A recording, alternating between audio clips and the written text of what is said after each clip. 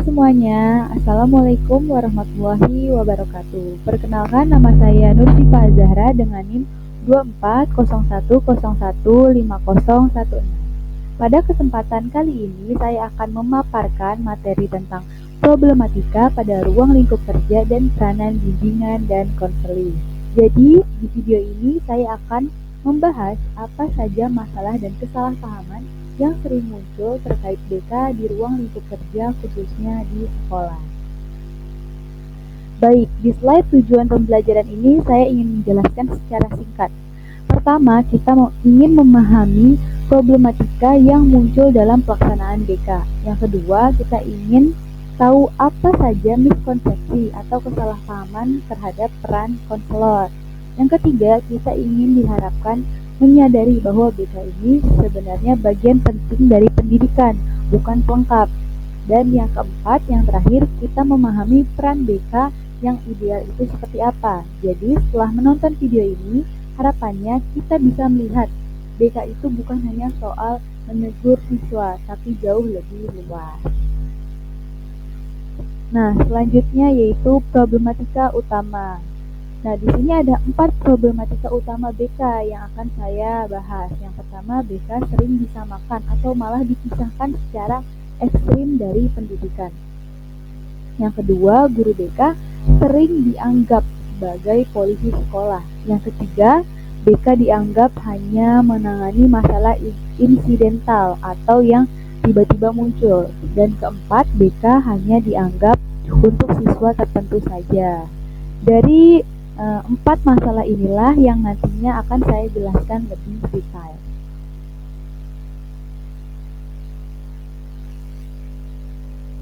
Nah, yang pertama, problematika utama yang akan saya bahas di sini adalah BK disamakan atau dipisahkan secara ekstrim dari pendidikan. Nah, poin utama itu ada yang menganggap BK sebagai pengajaran, ada yang menganggap BK tidak perlu di sekolah, dan persepsi sekolah sering hanya fokus pada intelektual siswa saja.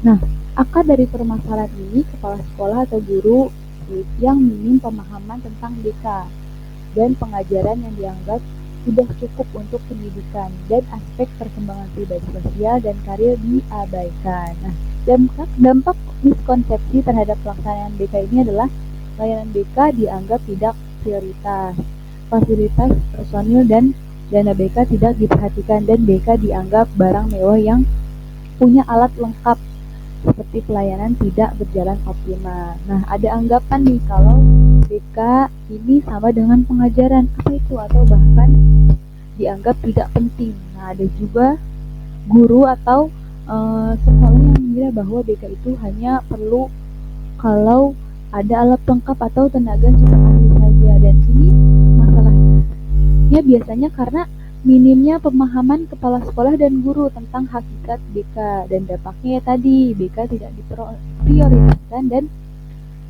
fasilitas kurang lengkap, dan akhirnya layanan BK tidak berjalan dengan optimal. Jadi masih banyak sekolah yang menganggap bahwa pendidikan hanya berfokus pada nilai akademik siswa saja. Seperti itu. Yang kedua yaitu konselor atau guru BK dianggap sebagai polisi sekolah. Nah, ini banyak nih yang memiliki persepsi salah bahwa guru BK itu seperti polisi sekolah.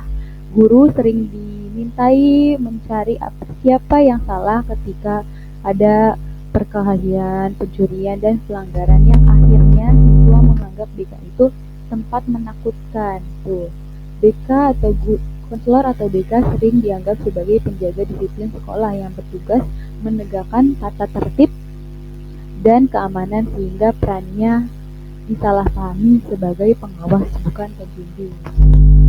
Lalu, guru BK kerap dibebani tugas mengusut perkelahian, pencurian, atau konflik siswa yang membuat mereka terlihat seperti polisi sekolah yang mencari siswa bersalah.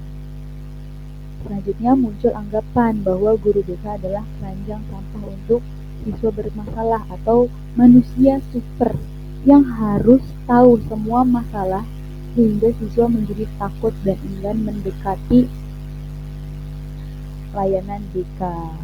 Jadi padahal guru BK itu sebenarnya perannya sebagai pembimbing dan pendamping perkembangan siswa di sekolah. Jadi guru BK itu diharapkan menjadi seorang yang bisa dipercaya oleh siswa, oleh murid atau peserta didik, bukan seseorang yang menakutkan atau membuat siswa tertekan.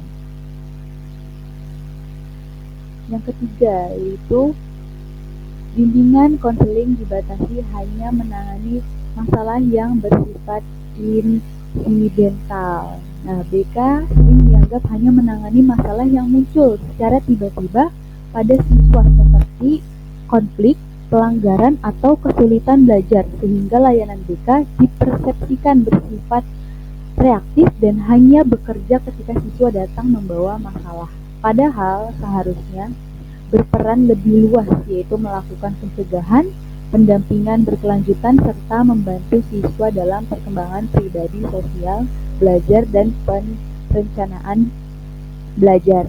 Nah, di slide ini dijelaskan bahwa yang sering dianggap hanya bekerja ketika ada masalah yang muncul seperti tiba-tiba itu BK, seperti siswa berkelahi, ada konflik atau kesulitan belajar.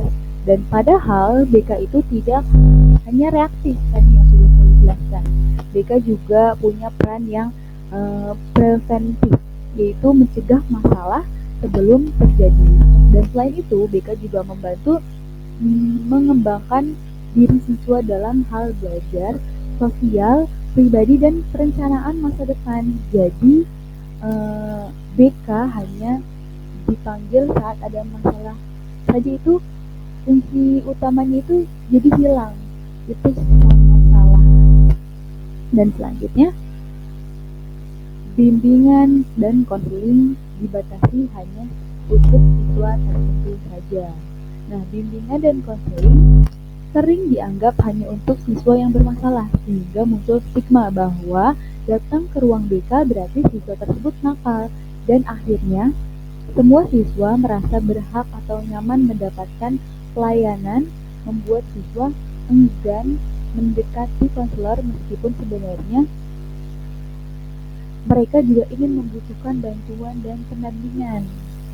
Nah, masalah akhir ini adalah anggapan bahwa BK itu untuk siswa bermasalah. Ini membuat banyak siswa takut datang ke ruang BK karena takut dianggap nakal. Padahal ini bersifat universal. BK itu bersifat universal, artinya semua siswa boleh dan berhak mendapatkan layanan BK, tapi tanpa pengecualian, baik siswa yang punya masalah ataupun siswa yang hanya ingin diskusi tentang belajar, karir, atau hal pribadi lainnya. Jadi guru BK itu harus menjadi tempat yang terbuka untuk semua siswa atau peserta didik, karena prinsip layanan BK itu bersifat tersedia untuk semua siswa, bersifat universal. Tidak ada perbedaan atau penggolongan layanan. Lalu layanan sesuai jenis masalah dan karakter siswa, dan konselor membuka pintu bagi siapa saja. Nah, kesimpulannya itu, berbagai problematika dalam BK terjadi karena masih banyak miskonsepsi mengenai peran konselor.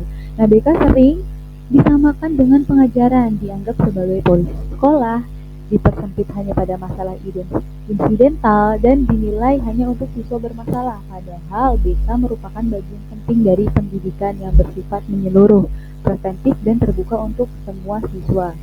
Dengan pemahaman yang benar, layanan BK dapat mendukung perkembangan pribadi, sosial, belajar, dan karir seluruh peserta didik. Jadi pemahaman terhadap BK harus diluruskan, maka layanan BK bisa memberi manfaat bagi besar seluruh siswa. Baik, itu saja pemaparan materi yang dapat saya sampaikan. Terima kasih sudah menonton dan menyimak video ini. Semoga bermanfaat dan menambah pemahaman kita semua tentang peranan BK. Wassalamualaikum warahmatullahi wabarakatuh.